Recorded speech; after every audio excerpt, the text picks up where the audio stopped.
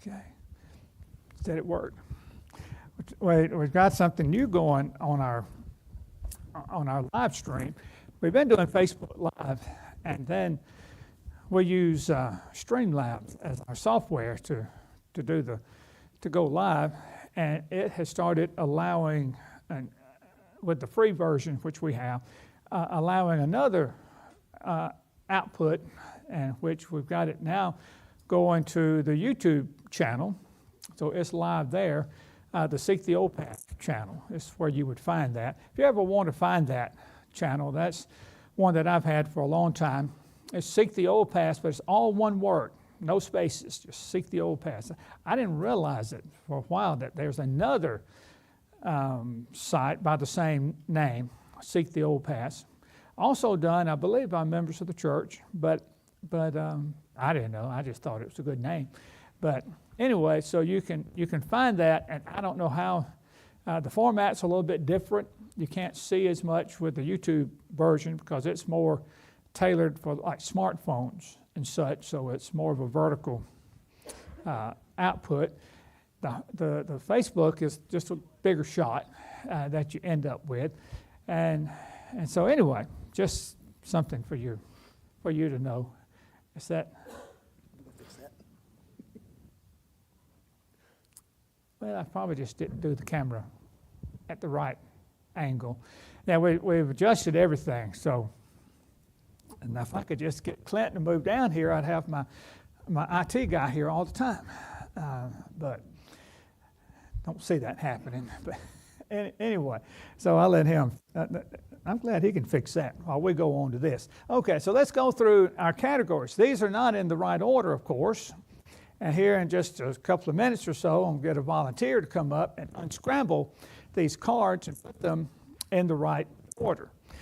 So let's just go through them. And everybody that knows them, let's just say them together. So there's before the flood, the scattering of the people, patriarchs, the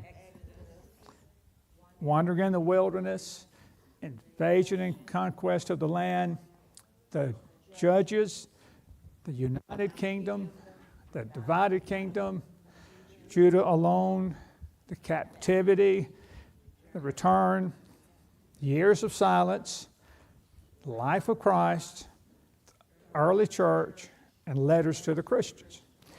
And so when you learn those 17 categories, you've got the big picture of the Bible story. And then that's the first cycle of this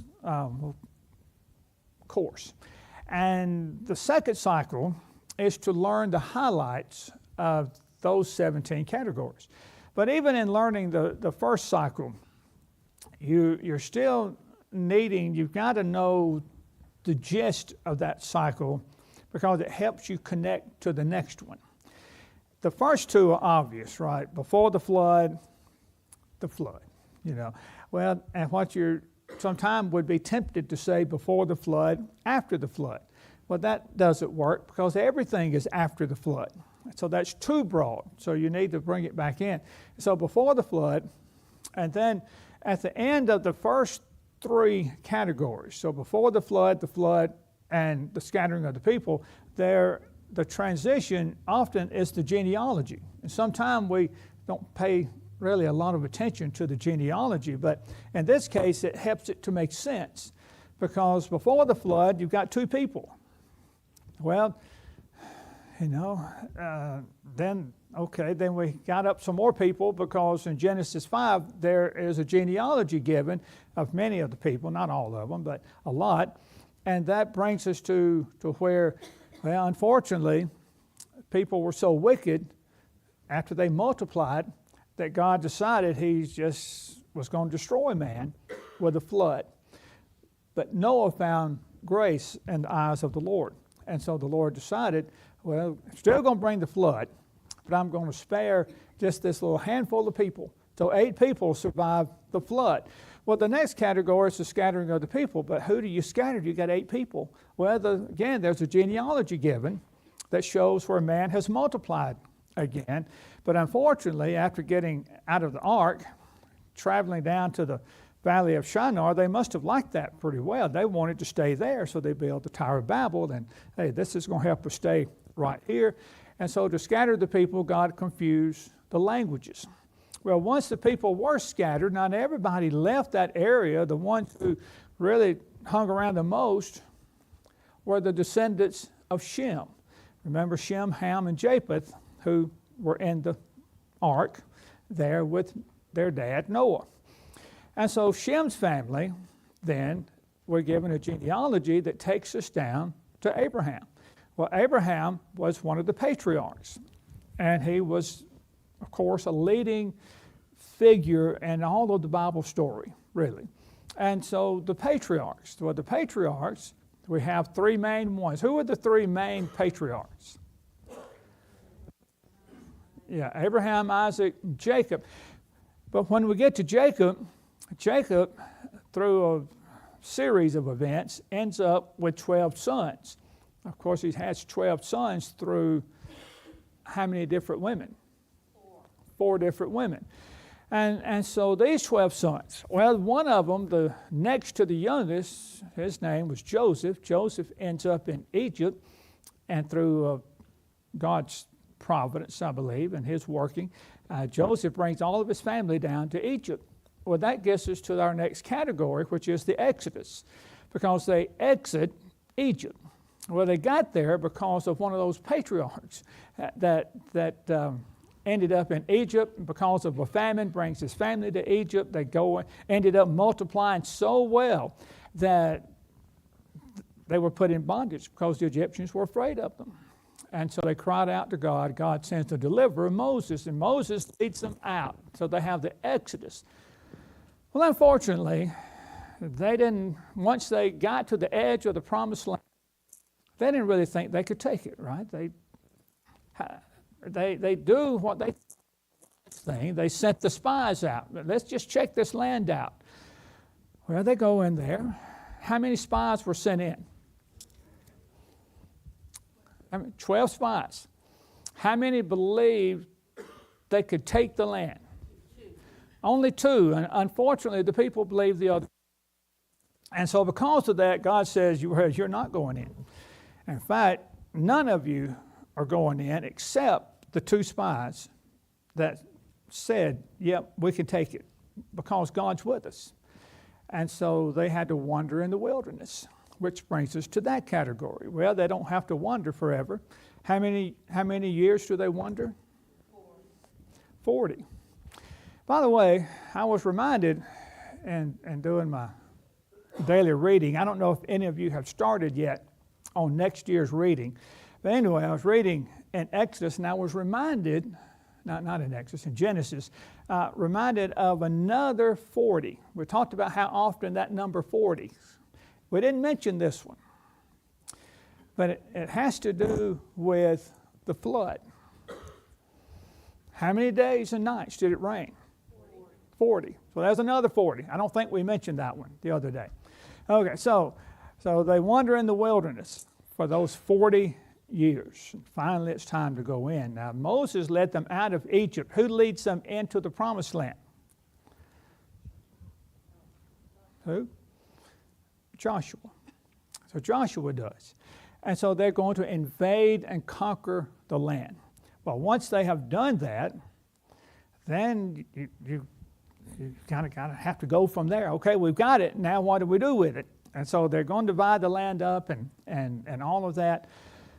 But as Joshua dies, and then the elders who served with him, they die, what did the people start doing? Or not doing? Yeah, they start being unfaithful. They start following after different idols and such, and God would then allow them to be oppressed. And during that oppression, they'd finally turn back to God, call back out to God. And God would send someone to deliver them out of their oppression. But instead of that person being called, some great military leader, what were they known to be? They were judges, which brings us to the judges. Well, the judges lasted for a good while. Who was the first judge? Was Othniel. Who was the last judge? Samuel. And in the days of Samuel, the people asked for something else. What did they want? Wanted a king. And so God basically says to Samuel, look, don't be upset about yourself so much as just remember they have not rejected you. Who had they rejected? They rejected God. And so God said, okay, give them a king. Let them know it's not going to be good for you, but this is what you want. And so that brings us to the United Kingdom. How many kings ruled during the United Kingdom? Just 3. So that's a pretty easy category to remember the highlights of it because it's just these 3 kings. Who was the first one? Saul, then David, and then Solomon. And so in the days of Solomon, toward the end of Solomon's life, his heart was led away from the Lord. Who led Solomon's heart away from God? Yeah, all those foreign wives that he had married. Now, he didn't just then marry them. He had started out initially. He had the daughter of Pharaoh of Egypt as a wife. But it didn't happen then. It was as he got older, for whatever reason, that is said in the Bible. That's when it happened. As he got older, they led his heart away. And so God says, Solomon, I'm going to take the kingdom away from you, but not all of it. Because why? Why didn't God take the whole kingdom away from Solomon? Okay, that's right. And in 2 Samuel chapter 7, David had come before the Lord and said, I want to build you a house. And God says, no, you're not going to build a house. I tell you what I'm going to do. I'm going to build you a house. And I'm going to build you a house. You will always have a son on the throne. So God made David that promise. Now, God did say, your son Solomon, he'll build a house for me. And he does. He builds the temple. But because of that promise, God says to Solomon, I'm not going to take the whole kingdom away, just part of it. Well, that divided the kingdom, right? And so we go from the United Kingdom now to the divided kingdom. So you had a northern kingdom and a southern kingdom. What was the northern kingdom called? Israel. They're Israel. What about the southern kingdom? Judah. They're Judah. And so that goes along for a while. But the northern kingdom, were they ever faithful to God? No, I mean, not a time. There was one time that one of the kings was said not to be as bad as some of the others. It's like, that's the best. Reminds me of the old story about the fella that died, and he was just known. He was awful. I mean, he was just a scoundrel. Nobody liked him. And they wondered, now who's going to preach his funeral? Well, several preachers turned it down. They said, would you preach so-and-so's funeral? No, nope. Finally, they got a preacher, so I'll preach his funeral. And so they wondered, well, what is he going to say? You know, during a funeral, you don't talk bad about the deceased if possible. Help it. And so when he got up there, he said, well, I'll tell you what about so-and-so. He was not as bad as his brother. So that was the only good thing he could think of. Well, that's like one of their kings. He wasn't as bad as the rest of them, but that's as close as they ever came. And so God tolerated it for a while as the kingdom was divided. Eventually, though, they're going to be carried away, not into captivity. The Bible does not describe their carrying away in the same way it does later for Judah. Who conquers the northern kingdom? The Assyrians are going to come in. So the Assyrian Empire, they move in. They try to take Judah as well, but God doesn't allow that at that time. And so they take the northern kingdom away. That leaves Judah alone. And so we come to that category. So we had the United Kingdom, the divided kingdom. Now we have Judah alone. Now being alone is not a good position for her to be in. But there she is, and that lasts for about 120 years. Well, again, their own series of kings. Some were good, some were bad. One was really bad, and that was Manasseh. And because of all the innocent blood that Manasseh shed, there's a statement made about that that says, till there was no remedy. God's like, there's no going back. It's good to have some more good kings after Manasseh, but God still determined that Judah was going to be taken. And so Judah is going to be allowed to be defeated. And what empire conquers Judah? Okay, so you've got the Babylonians come in, and who was at that time the Babylonians' king? So you got Nebuchadnezzar. And so through a series of attacks on the city of Jerusalem at 3 different main times, and it was, of course, all taken. Judah was alone, and now she's in captivity. And it's described that way because God says you're not going to stay there forever. How long would Judah remain in captivity? So you got 70 years, and it's almost like you just start counting them. And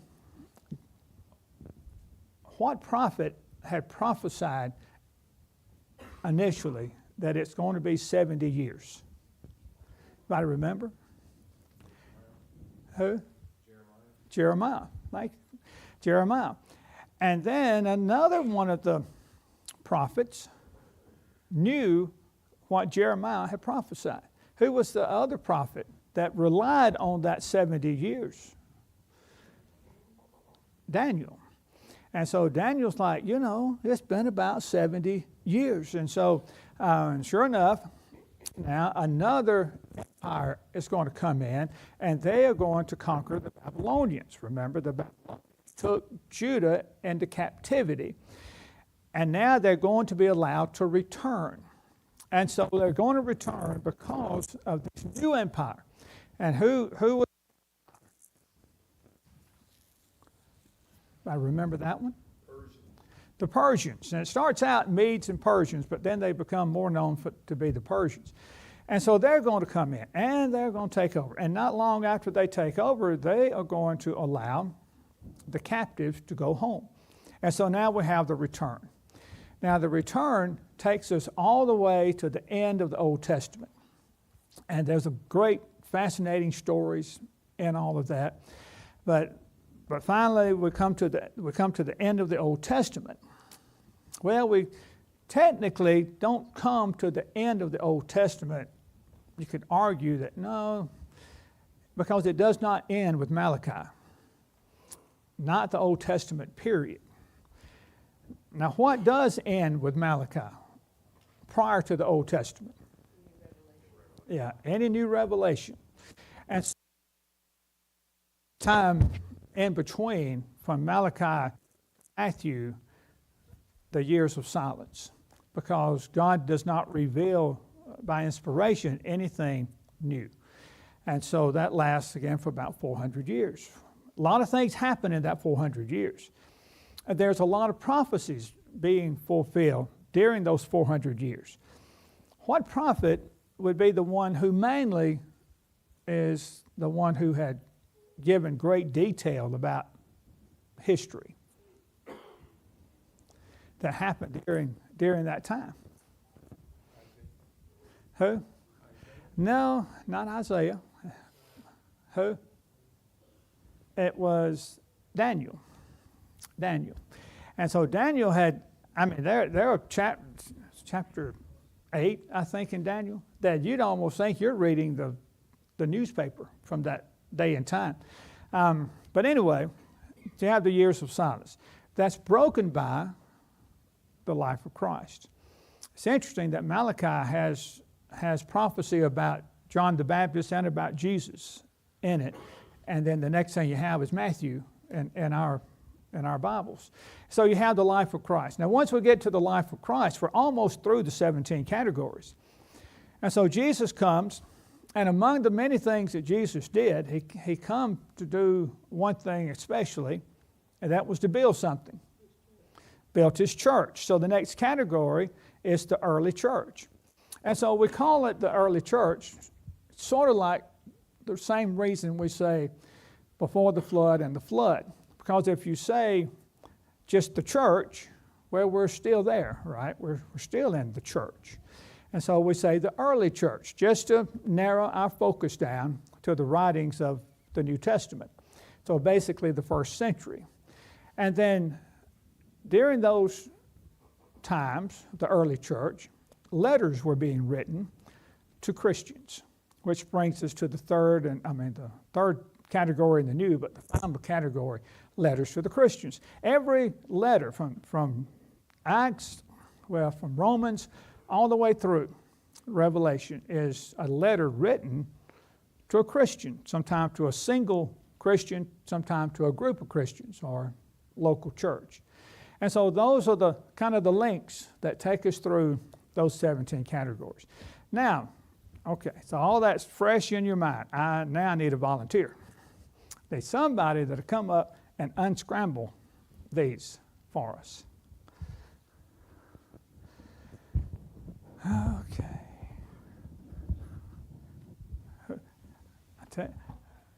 I was just fixing to say, let me move out of the way so I don't get run over. All right, Bruce, appreciate it.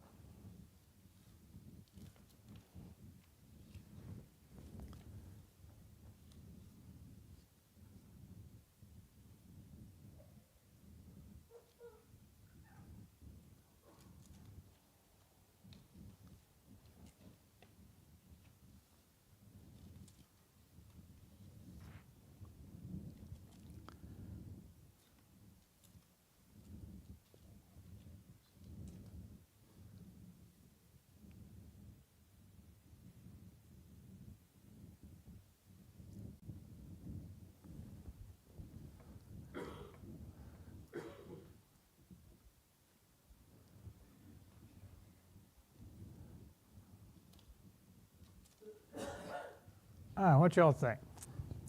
That looks about right. Yeah, Bruce, I was hoping you was going to end up putting the years of silence where you did, because it's like, come on, Bruce, put it right there. And I think you did a little this time than before, so that's good. It's a great exercise, because when you're standing up here, one, you're up in front of everybody, right? And it's close kin to public speaking, right? And people generally don't like public speaking. But it's similar to that, except you don't have to say anything.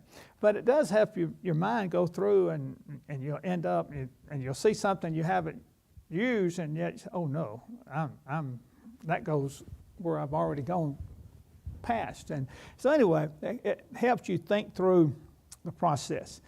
Okay.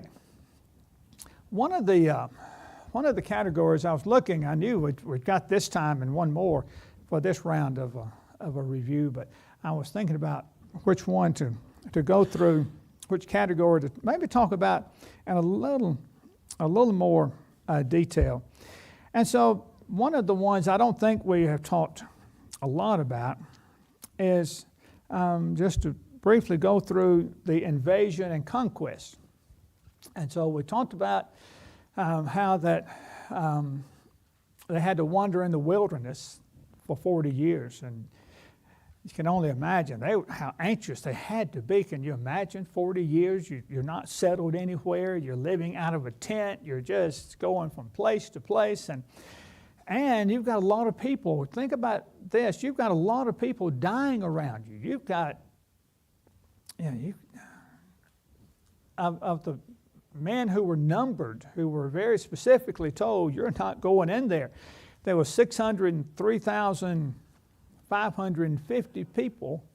Take two of them away, so you've got 603,548 people who were not going into the promised land. So it's kind of like you got 40 years to be here, roughly. Some of you are going to go pretty quick. Some of you will go later. but that was a lot of people. So you had a lot of things happening around you as you wandered in the wilderness. Well, speaking of that one, let's just take those two. So let's just go back to the wandering in the wilderness. And so you've got them being sentenced, and we talked about that already.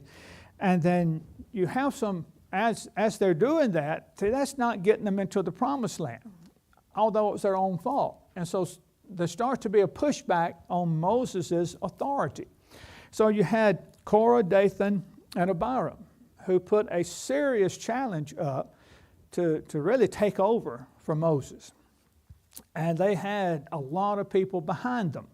It was almost like a major coup taking place. They had 250 of the leaders of the people who were standing behind them. Well, that didn't go well, right?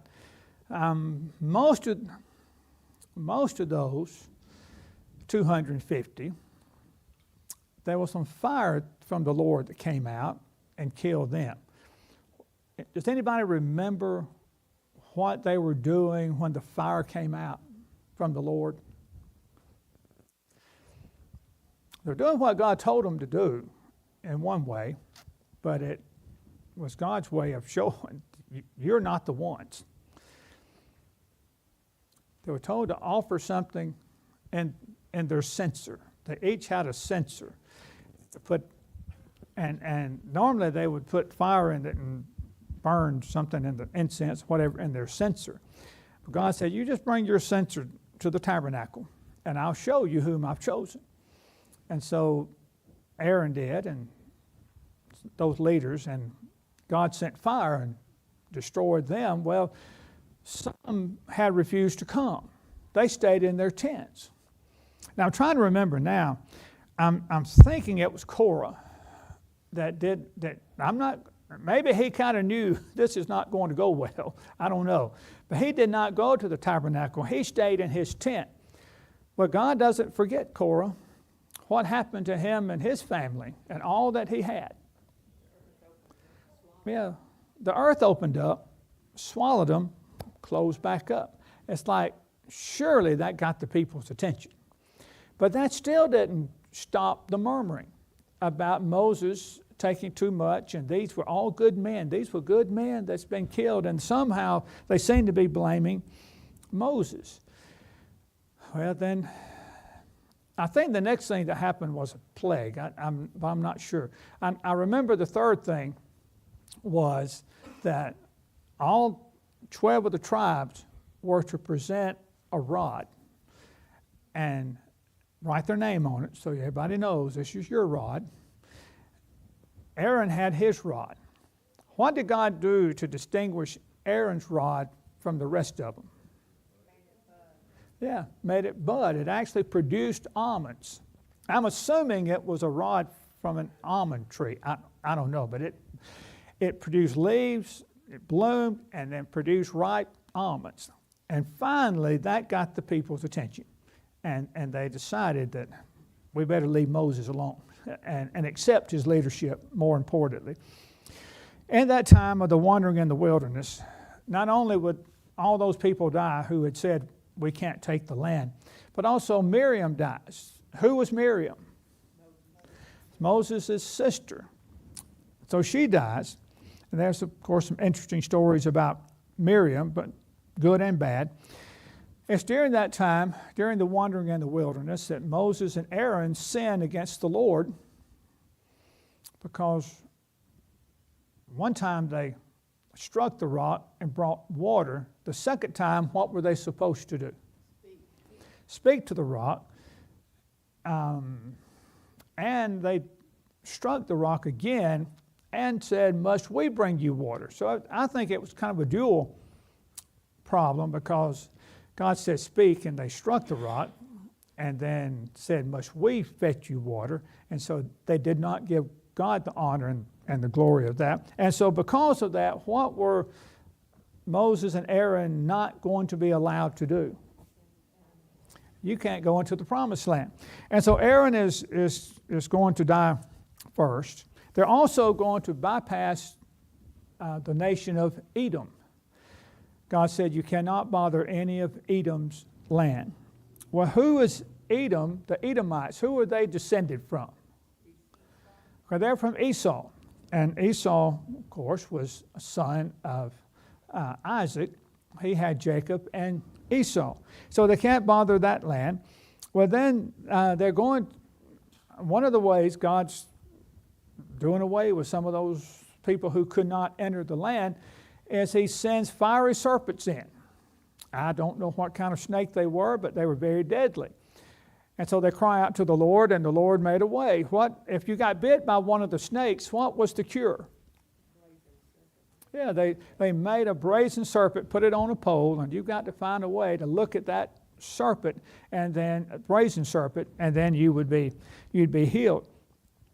It's also during this time, and we just don't have time to, because I want to get to the next one. They also conquer a lot of land on the right side of the River Jordan, on the east side, and it's often called the other side, because the land of Canaan was sort of the target, but now they've got some extra land on the right side, and so so Moses leads them to conquer the Amorites, the Sihon, and also King Og, and on that right side. They're going to take another census of the people before they actually do go into the land, and it's going to be very similar to the first one. Not a huge difference considering the amount of time, but it was like, if I did the math right, 1,820 people fewer than the first time. So it was pretty close. And then they have a big battle with the Midianites, and then in Deuteronomy, Moses is making his final remarks, you might say, to them. And Moses dies, and now it's time to cross the Jordan River. And so when they cross the Jordan River, we're leaving the wandering in the wilderness, and now we're in the invasion and conquest. And again, Joshua is going to lead them over. And so we've talked about this, I remember, in this round, that, yeah, they're going to invade and conquer, but God is going to do something that helps establish Joshua as the one God has picked. What under Joshua's leadership, how do they get from one side of the Jordan River to the other? It's at flood stage, by the way. Yeah, they walk across it on dry land. What had they done when they left Egypt and got to the Red Sea? They walked across it on dry land, didn't they? And so they're going to do that at the River Jordan. And so now they are officially, you might say, invading and conquering the land. And so they're going to go through the middle section of Israel, land of Canaan. They're going to go through it first. What's the first city that they take on and conquer? I heard it, I think. Jericho. Right? A miraculous intervention by God, right? Because they just had to follow very carefully what God told them to do. And God gave the city to them. Because what happened to the walls? They fell out flat. And so they could just march in and take Jericho. So that started off the central campaign. From the central part, they head south. And as they're doing this, all the other kings, and kings usually meant they had a large city.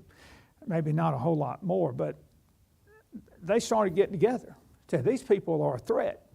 And so they did this to Jericho, and they eventually did it to Ai, and they were worried, so they started getting together. Well, all that did was put everybody in one place, and they could conquer a whole lot more in a lot less time because they all showed up together. And so they go through the central part like that, and then they head south. Before heading south, I think it's before south, they made a treaty with the Gibeonites. Now, this is the one thing Joshua did that he was not supposed to do. He makes a treaty with the Gibeonites. What was wrong with doing that? God had forbade it. That's right. God said, do not make a treaty with the inhabitants of the land. Now, you can make one from somebody far off, but not with the people of the lands. You're supposed to be running all these people out, and don't make a treaty with them. Well, what prompted them to make a treaty with the Gibeonites? Anybody remember? Well, they tricked them, didn't they? They pretended they were from a far-off nation. Well, they make a treaty with them, and about 3 days later, they come upon their city, and there they are. And so anyway, that was one of the only hiccups that Joshua had during his invading and conquering the land. So they go through the central part, they head south, they make that treaty with the Gibeonites, which they shouldn't have done, and then they swing up towards kind of the coastline of the Mediterranean, up to the north. All those kings gather together. They're all going to stop these Israelites. And of course, through God's hand, they conquered the northern kingdom. And so once they conquer the land, they've got to divide the land up. Well, how was it decided who would get the most land? Yeah, so they cast lots, and not which tribe, but by what kind of principle would you get the most land? The what?